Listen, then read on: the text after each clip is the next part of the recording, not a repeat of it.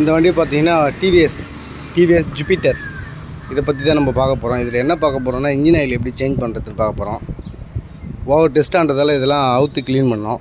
அவுத்து வாட்டர் சுட்டு engine oil change பண்ணுறோம். இன்ஜின் ஆயில் எப்படி சேஞ்ச் பண்ணுறதுன்னு சொல்கிறேன். இப்போ பார்த்தீங்கன்னா 2500 கிலோமீட்ரு, நான் ஏற்கனவே நிறைய வீடியோவில் சொல்லியிருப்பேன்னு நினைக்கிறேன். 2500 கிலோமீட்டருக்கு ஒரு டைம் இன்ஜின் ஆயில் சேஞ்ச் பண்ணணும். ஓகேங்களா? கேஸ் ஆயில் செல்லு இந்த மாதிரிலாம் ஊற்றிங்கன்னா 2500, நார்மலாக 2500. அதுக்கு மேலே ஓட்டுறது கொஞ்சம் வேஸ்ட்டு தான். அதுக்கு 2500 மாற்றினா கொஞ்சம் நல்லா இன்ஜின் கொஞ்சம் நல்லாயிருக்கும்.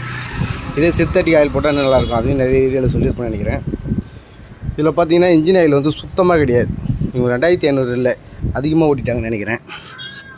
பாருங்கள், பார்த்தாலே உங்களுக்கு தெரியும். ஆயிலே சுத்தமாக கிடையாது, அந்த அளவுக்கு ஓட்டியிருக்காங்க.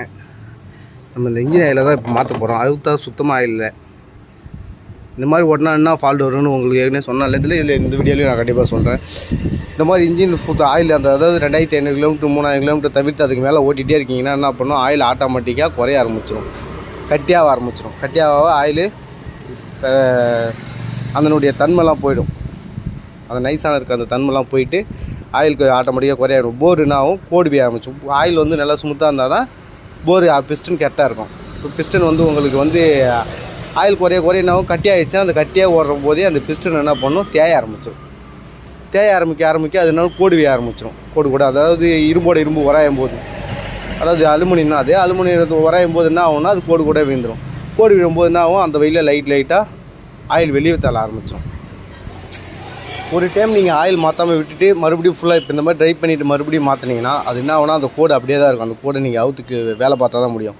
அதனால் அந்த கோடு புது ஆயிலே ஊற்றினாலும் அது என்ன பண்ணுன்னா அந்த கோடு வையே ஆயில் வெளியே வரும். வெளியே வந்தால் ப்ளக்கில் அடிக்கும், ப்ளக் அடிக்கடி போகும், புகை வர ஆரம்பிச்சிடும். சைலன்ஸில் வந்து புகை வரும். நம்ம ஆக்சிடென்ட் கொடுக்கும்போது சைலன்ஸில் வரையும் ஒயிட் புகையாக தள்ளும். அப்படி தள்ளுதுன்னும் போது என்ன வரும், இப்போ பிஸ்டலில் கோடு விந்துட்டுன்னு அர்த்தம். வால்வு ஓப்பன் ஆகிடும். வால்வு ஆயில்ஸ் ஓப்பன் ஆகலாம். இதே மாதிரி ஃபால்ட்டு கண்டிப்பாக வரும். இப்போ வந்து பார்த்திங்கன்னா அதில் ஆயில் கரெக்டாக மாற்றிருந்தீங்கன்னா உங்களுக்கு வந்து கரெக்டாக அந்த மாதிரி ஃபால்ட் வராமல் இருக்கும். அந்த புகை அடிக்குது நிறைய பேர் சொல்லியிருப்பீங்க. ஆனால் அந்த புகை அடிக்கிறது எதனாலனா இந்த மாதிரி காரணத்தால் தான், ஒழுங்காக ஆயில் மாற்றாத காரணத்தால் தான் புகை அடிக்க ஆரம்பிக்கும்.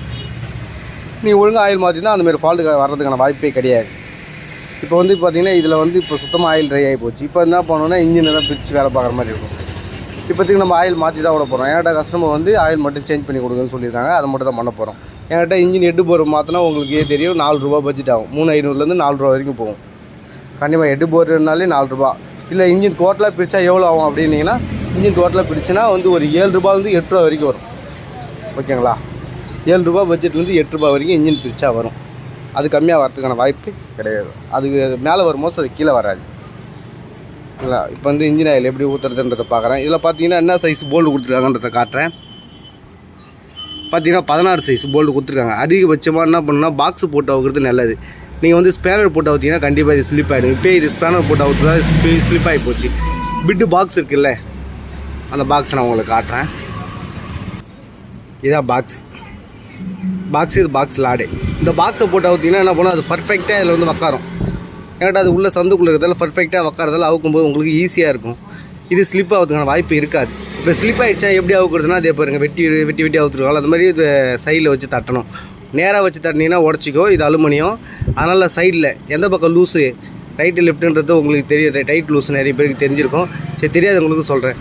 இந்த பக்கம் போனால் டைட்டு, இந்த பக்கம் வந்தால் லூஸ். ஓகேங்களா? அதான் ரைட்டு மரம் லெஃப்ட் மரம்னு சொல்லுவாங்கள்ல, அதான் ரைட்டில் வச்சு டைட் பண்ண. நம்ம ரைட் பக்கமாக போச்சுன்னா அது டைட்டு, லெஃப்ட் பக்கமாக வந்துச்சுன்னா அது லூஸு.